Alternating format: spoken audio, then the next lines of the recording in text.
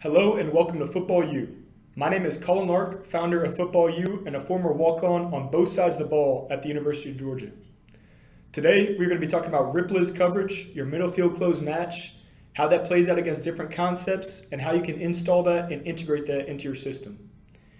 If you get value out of this video or would like to learn more about FootballU and how to turn your playbook into an interactive video game for your players, feel free to check out our website at footballu.com to start your 14-day free trial today. That being said, let's get into this video and talk some ball. All right, so getting into the FootballU whiteboard, going to go ahead and flip this perspective to give us a defensive look at the ball, right?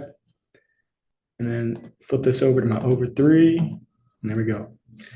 All right, so Ripley's coverage, kind of the origination of this came from really the Saban, Belichick, I believe it was Cleveland team back in the NFL before my time, right? But the origination of this came from country cover three, right? And the biggest weakness and the biggest pitfall of cover three in the traditional country cover three world were these seams, right? In traditional country cover three, you'd have your corners kind of playing the divider, playing the middle third or the outside third, your safety playing the third. And these curl flat defenders would be really spot dropping out to the flat with these hooks really being responsible for anything coming over the middle, right? You'd hope that this guy would get some type of a redirect and buzz while he's buzzing out there. But, I mean, tough ask. And even if he does, right, that still leaves a lot of room. And so country cover three, man, used to just get killed against any type of a seam ball. So that's really where the origination of this came from, right? Is you still want to be able to carry and defend the seam in the passing game in cover three, but you also still want to be able to defend the run, having kind of your 8-man box and as many guys in run support as you can, right? Now, Ripley's coverage, right?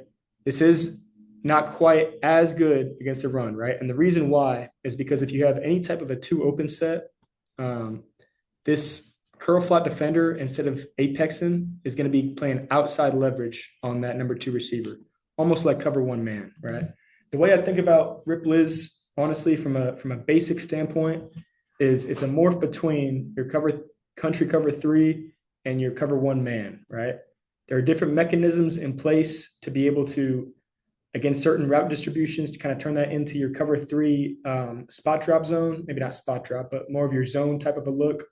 And then there are other mechanisms in place if two is vertical or out right now, to where it's going to be really turning into your cover one man type of a world, right?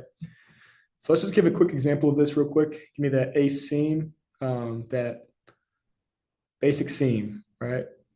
See this at every level of football. But against this look right here, if you're this curl flat defender, whether you're the nickel or down safety, instead of buzzing out to the flat right now, we're going to be carrying number two. If he's up, if he is vertical or out right now, that number two basically has that guy man to man, right? And pay attention to the star right here.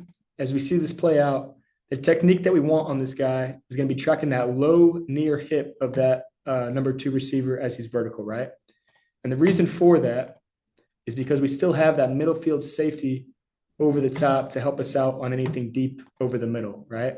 So as a star or down safety, we're going to be tracking that low outside hip. Anything underneath, right, we can undercut. And anything, so like if he throws this, man, we can undercut this right now. And then we also still have leverage.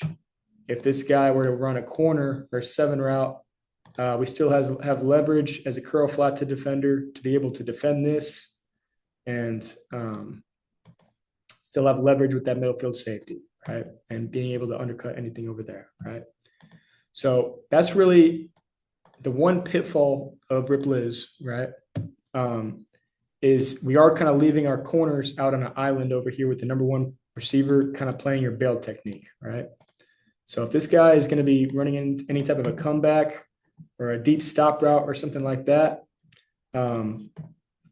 likely going to be a tough cover for this corner, as it's really man-to-man coverage on the outside, and he's kind of playing your bail technique, because we still have mechanisms in place to where He can be playing a type of a zone and needing to get to the divider over there as a deep player, right? So that is kind of your one downfall if you do get this seam concept. But as a defense, the offense is going to be completing a comeback route with the safety right or with the corner right there to make a tackle instead of a seam ball over the middle, right? So that's really your Ripley's against the seam, right? Let's say instead of your back checking down, though, we had this seam and we had this kind of a comeback on the outside. But here's one of the mechanisms out of 2x2 where we're going to get this zone principle, right? And we're going to call this a fast three. So post snap, if this number 3 receiver out of the backfield, really your back, is going to go straight to the flat right now. I don't really think that there's, look, some people might call it something, but this safety, right, this curl flat component, he's playing outside leverage, eyes on number 2, through to the backfield and seeing this guy, right? So really not a tough job for him to be able to see both your number 2 and your number 3 out of this, right? If number 3 is to the flat right now, this linebacker type is going to start expanding right now. And instead of carrying this vertically like this safety would against this concept, he's going to be seeing this and he's going to be driving to this guy, kind of playing from depth since he's so shallow right here. But this is going to be the responsibility of this safety curl flat component, right?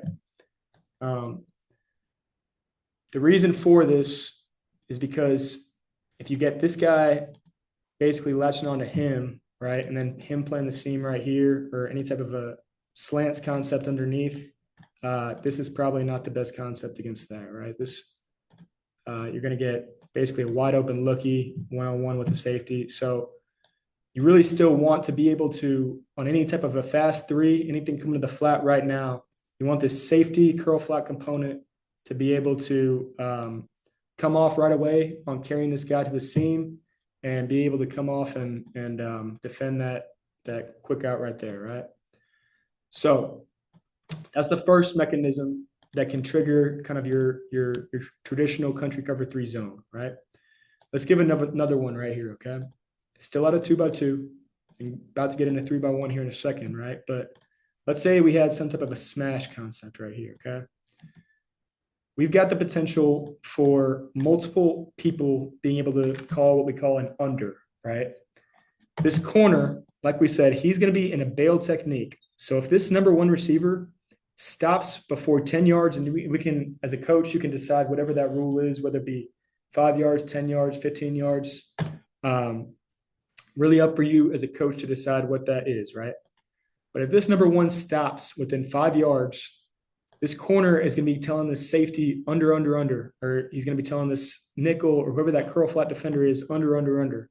And what under is saying is that instead of this curl flat component carrying this number 2 vertical, he's now going to be coming off to defend the flat route underneath, right?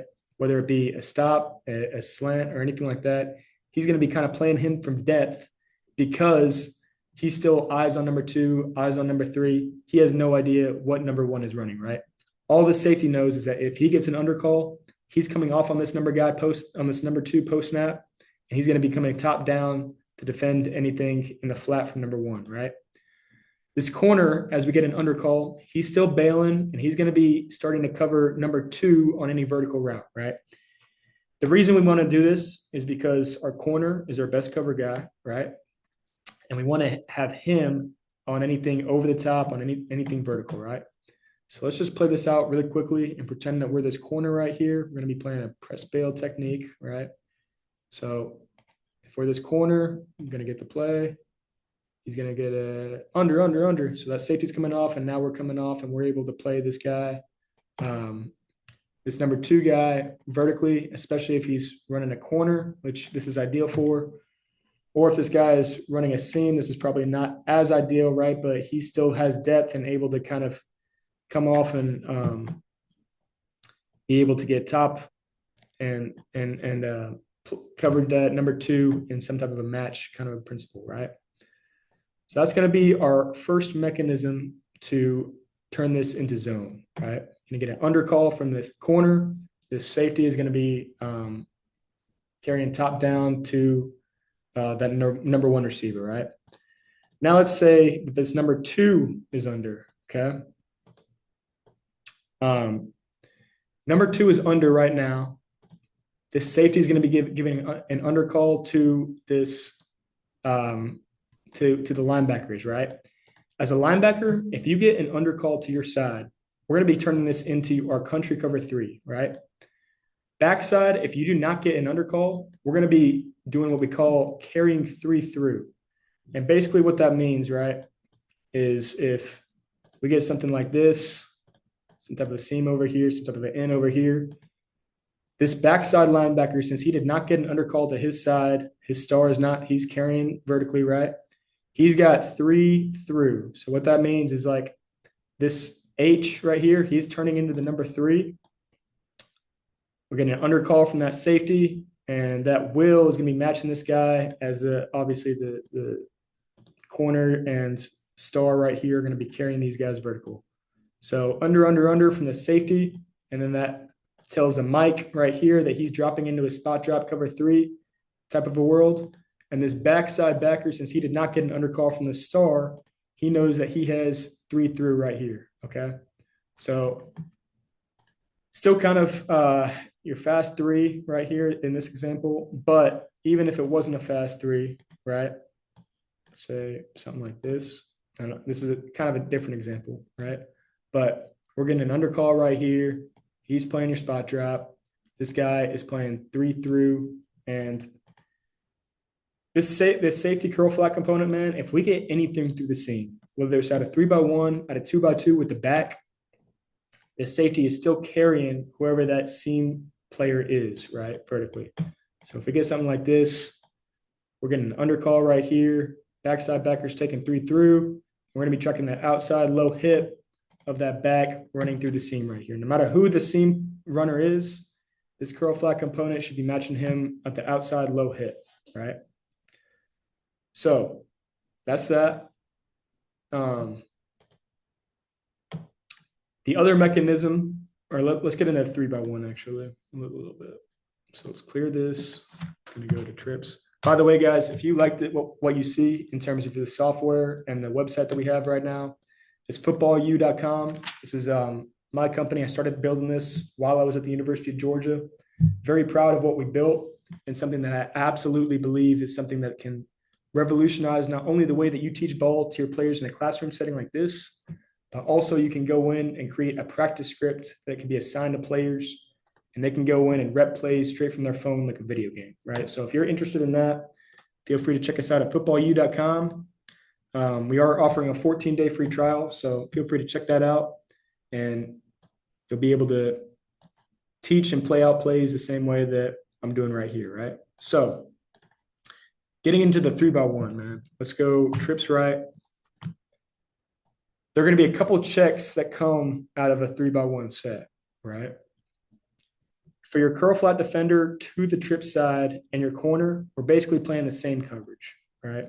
Your responsibility is not going to be changing too much as a curl flat defender to that side, or the corner to that side as well, right? However, your backers, and this is my dime personnel, let me switch this up to my nickel, right? However, our hook defenders and our backside curl flat defender are going to be changing our responsibilities a little bit, okay? So if we still have any type of a seam ball, any type of this, we're still playing this out. Stars carrying two vertical, corners got all of one, right? But now if we get three open, we're going to boss these backers. Safety's going to be playing this backside B gap in the run game, right? But any type of instead of what we call the strong hook and the weak hook, right? They're technically still the strong and weak hook.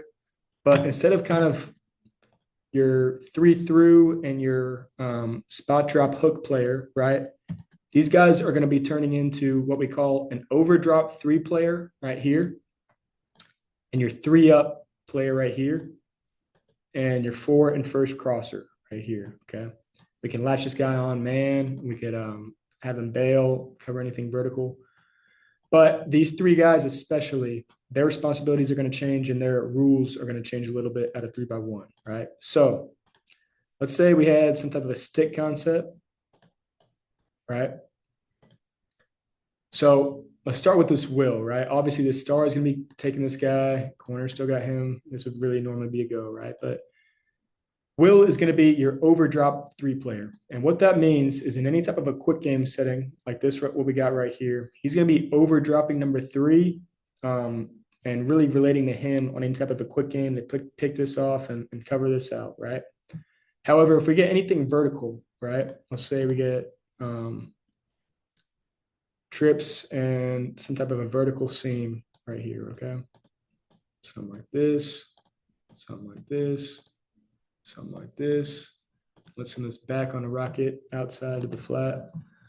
So your overdrop defender, he's going to be overdropping 3, right? So if he does not get quick game and anything underneath, he does not have any vertical responsibility in Ripley's, okay? What he's responsible for is anything coming to the flat in this area, right? So like in this concept right here, this Will is going to be pushing to number 3, not number 3, right? He's overdropping number 3, this Y right here, and he's playing any type of a flat, right? So if we get this concept right here, he's overdropping this guy, longer developing, and he's going to be expanding with this flat, and that's his responsibility as a flat defender to that side, really. Okay, that's your overdrop 3 defender in 3x1, right? And he could be, if this Y was attached, he obviously would not be bossed, but we still have that same responsibility. We're going to overdrop here. If this is a stick concept, quick aim, right? We're going to be relating to this guy. But anything to the flat and longer developing, like I said, we're going to be overdropping this guy and playing that flat responsibility top down, okay? Now, that's your overdrop 3 defender. Now let's get into our 3-up player right here, okay? So boom, boom. Now this next guy over, right, is going to be your 3-up is 3 defender. I've heard a lot of guys talk about this in a lot of different podcasts and Instagram and social media, right? This is a very similar technique as like a backside poach safety, okay, out of 3x1 in quarters, okay? Technique of this guy is any type of a 3. This is still your midfield safety, right? So he's really got the middle field deep responsibility. But any type of an over or any type of a vertical out of a 3 from this set is going to be this weak hook defender responsibility, right? So very similar technique as your Ripley's curl flat defender, right? We're going to be tracking this now inside low hip and being able to cut off anything underneath to play against this over right here, right? So in this scenario, boom, boom, boom, we're getting this. And that would be a 3-up responsibility to cover that over right here as your weak hook defender, okay? Little bug right there. So that's your 3-up, right? If we don't get any type of an over route to this side, if we get some type of a flood, man, this guy's going to be able to zone up and be able to play top down on the quarterback run game or anything else coming to his side, right? But any type of a vertical passing game, man, and any over or triple seam concept that we're going to get to this side, this Mike is going to be getting depth right now, man. You see Fred Warner for the San Francisco 49ers play this technique perfectly as a linebacker, right? He's going to be sprinting back almost as if he was playing that Tampa 2 and then be tracking that inside, I should say, low hip to cut off anything underneath and make that quarterback make a perfect throw over the top. And we still have that middle field safety help over the middle too if there's anything inside right there, right? So that is your 3-up defender in this concept right here. Now, let's talk about this last curl flat defender to this side, right? I'm just going to draw this up a little bit better. Last curl flat defender is going to be your backside curl flat defender. He's going to turn into what we call our 4 and first crosser, right? So let's count the skill guys from the field right here. We got 1, 2, 3, 4. Okay. Let's say this guy ran a flat, this guy ran a go, something like this. This corner is obviously still playing deep third. He's got number 1 vertical always, right? But 4 and first crosser right here. So now this guy, he's going to be eyes on number 4, right? 1, 2, 3, 4. This 4 guy, anything to the flat, this is all that backside curl flat defender, right? Anything that pushes strong, he's now kind of free up to drop into a zone right here, come top down and play and just kind of zone up, right? But any type of a out right here from number 4, this guy has him, all of that guy, right? Let's also say that we get this, and we get some type of a under coming underneath backside, right? Now in this scenario, right, your overdrop 3 defender is going to be coming down to be able to play this back out of the backfield. Your 3-up defender is going to be carrying this number 3 vertical, especially, right? He's really like the vertical backside protector out of 3x1 in this scenario, right? Now this strong safety, down safety right here, who's playing the backside curl flat, he's able to see that 4 is now strong. So he doesn't have any number 4 to his side. So he's going to be playing the first crosser now coming backside. So he's got that 3. He's going to see this guy coming back, and now it's going to be his responsibility coming back to the boundary, right? So he's got number 4 or the first crosser coming back from the other side out of 3x1, right? So that is really how, as a defense, right, we're going to be able to play and match route distributions out of 2x2 and 3x1. I could go even deeper and get into bunch checks and stack checks and everything like that, but I won't do that today. Maybe for another video, actually, that'll be something that I would really enjoy to talk about as well, right? But as you can see, man, Ripley's coverage, very complex in the way that the rules are set up, and very unique in the way that you have different checks and different mechanisms to be able to check into and out of like country cover 3 and your cover 1 world man-to-man, right? Real quick, last thing I'm going to go over. I won't go too deep into this, but the one question that you get a lot is, all right, that's great, but what if they go 2 open and now we only have a 6-man box, right? Well, we can have this safety kind of as a middle field safety. What you see a lot, especially at the college, high school level, and what I'm a really big fan of is playing some type of a technique where you're not automatically getting straight to the middle of the field. You're kind of reading this and able to come top down on any type of run game to help out from depth and kind of be able to make any tackle within the 6 to 7 yard line. Technique for the safety in this, he's going to be reading any type of an uncovered offensive lineman. He's going shuffle, shuffle, shuffle. If he sees low hat, which means run game right now, he's going to be able to come down from depth slowly, right, and be able to make any type of a tackle at 5 to 6 yards to be able to close any type of an explosive run, right?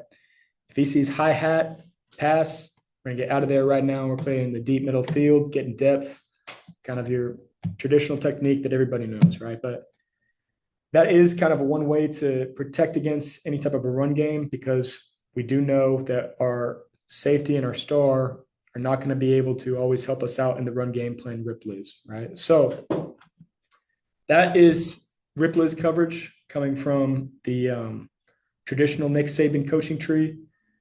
I'm very grateful to have learned this from the coaches that I did, and I hope that this video was of value to you guys. If you guys have any questions, feel free to drop those down in the comment. And like I said, if you like the system that we use to teach us on, FootballU.com, man, feel free to check us out online. We are offering a 14-day free trial today, and feel free to check that out and sign up and create your new team to teach your players in a new and efficient way, right? So that being said, guys, thank you for watching. Look forward to the next video and talking some ball. But if you're with me to this point, thank you for staying through. Appreciate it. Talk to you guys next time.